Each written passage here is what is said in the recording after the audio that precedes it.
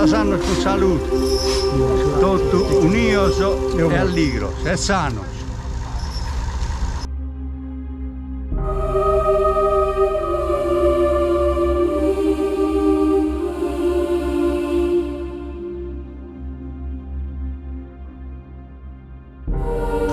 A todos anos con salud. Eu voglio.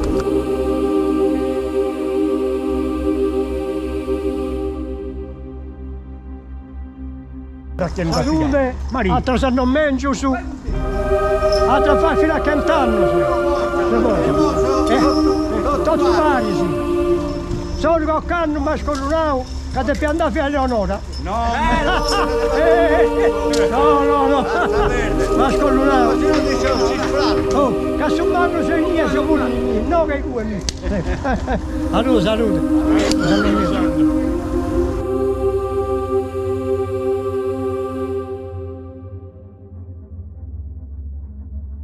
Salute, altra volta, sa che intanto. Dio voglio, con salute.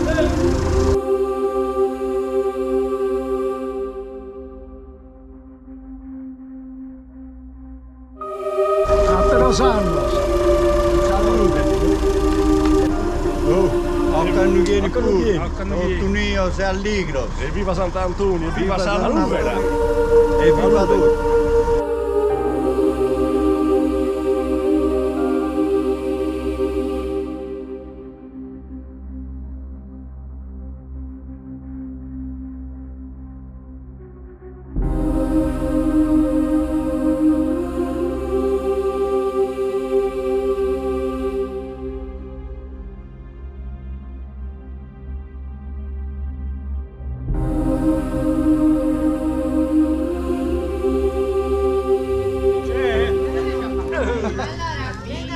Bravo, figlio, si può guardare.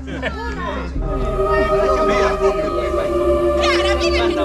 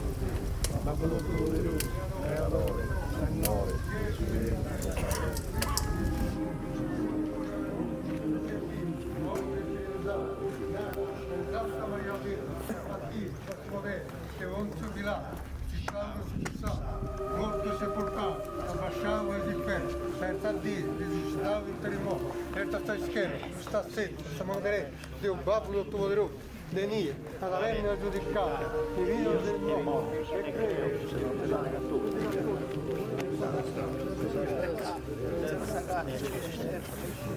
Gloria su Padre, su Figlio e Spirito Santo, come sempre nel secolo dei secoli, amen Gesù. babbo tutto poderoso, creatore, Signore,